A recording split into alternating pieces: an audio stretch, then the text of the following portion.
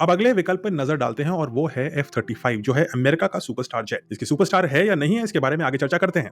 F-35 को design और develop किया है लॉकहीड मार्टिन नाम की एक कंपनी ने और इसका अमेरिकन एयरफोर्स में व्यापक रूप से इस्तेमाल किया जा रहा है। उनका ये 5th जनरेशन का स्टेल्थ फाइटर है और आने वाले समय में उनके फाइटिंग कोर का बैकबोन बन रहा है। इसमें लगा हुआ है आईसा रेडार जो सैकड़ों किलोमीटर दूर तक मल्टीपल टारगेट्स को एक साथ ट्रैक एंड लॉक कर सकता है, यानी हवा में उड़ते ड्रोन से लेकर के जमीन पर छुपे हुए मोबाइल रेडार तक को टारगेट और डिस्ट्रॉय कर सकता है। अगर बात करें इसकी उड़ान की क्षमता की तो F-35 की अधिकतम रेंज है लगभग 2200 किलोमीटर, लेकिन अगर इसमें एक्सटर्नल फ्यूल टैंक्स और एरियल रिफ्यूलिंग जैसे फीचर्स के साथ इस्तेमाल करें तो ये कहीं आगे तक जा सकता है। F-35 की सबसे बड़ी स्ट्रेंथ उसकी सुपीरियर स्टेल्थ टेक्नोलॉजी में है जो बाकी विमानों की तुलना में कहीं बेहतर है।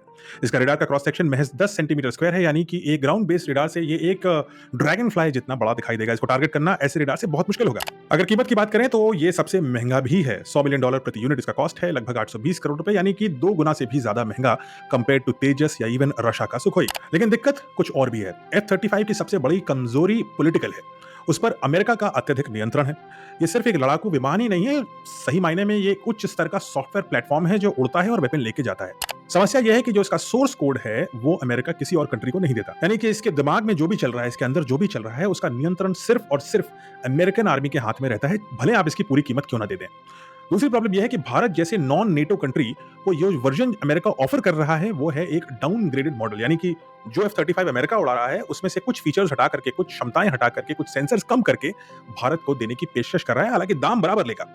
अब अगर मैं आपसे ये कहूं कि मैं आपको एक BMW दूंगा, पूरी कीमत पे दूंगा, लेकिन उसकी टॉप स्पीड को मैं 50 किलोमीटर प्रति घंटे पे लिमिट कर दूंगा, तो आप इतना बड़ा खर्चा क्यों करेंगे? और इसीलिए इंडिया इस विमान से दूर रह रहा है। और F-35 में एक और रणनीतिक जोखिम है। आप F-35 को कब उड़ाएंगे, किस मिशन पे ले जाएंगे, किस सैटेलाइट से इसकी गाइडेंस होगी, किस देश के खिलाफ आप इस्तेमाल कर सकते हैं, कौन से वेपन इसमें इंटीग्रेट होंगे और कब होंगे, इन सब चीजों पर अप्रत्यक्ष रूप से अमेरिका की सिक्योरिटी का दबाव बना रहेगा। अगर कभी भारत और अमेरिका रणनीतिक हित टकराएंगे तो F-35 जैसी प्रणाली में रिमोट कंट्रोल रुकावट, सॉफ्टवेयर अपडेट बंद करना, इवन इसको करप्ट कर देना या पुर्जों की सप्लाई को रोकना जैसे खतरों को हम नजरअंदाज नहीं कर सकते। तो अगर हम जो करंट डील है F-35 को उसको चुनते हैं तो ना सिर्फ हम $100 मिलियन की कीमत चुकाएंगे, बल्कि साथ ही साथ अपनी वायुसेना की आत्मनिर्भरता के साथ भी एक कॉम्प्रोमाइज होने का खतरा है। और तीसरा प्रॉब्लम F-35 का उसकी परफॉर्मेंस रिलायबिलिटी को लेकर है। हमने नोटिस किया कि किस प्रकार से एक क्षतिग्रस्त हालत में F-35 केरला एयरपोर्ट पर कई दिन तक फंसा रहा।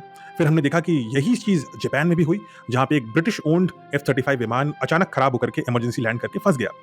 और तीसरा इंसिडेंट यूएस के कैलिफोर्निया में हुई, जहां पे वो प्लेन उतना लकी नहीं था और वो प्लेन जाकर के क्रैश कर गया। तो अमेरिका का F-35 प्लेटफॉर्म जो सबसे एडवांस होना चाहिए था, 5th जनरेशन है, उसका जो एक्चुअल परफॉर्मेंस दिख रहा है वो बहुत इनकरेजिंग नहीं है। और इन्हीं रीजंस की वजह से इंडिया F-35 की डील से थोड़ा दूर रह रहा है। हालांकि इस बात से अमेरिकन प्रेसिडेंट डोनाल्ड ट्रंप ज्यादा खुश नहीं है। लेकिन हम बात करते हैं अगले विकल्प की।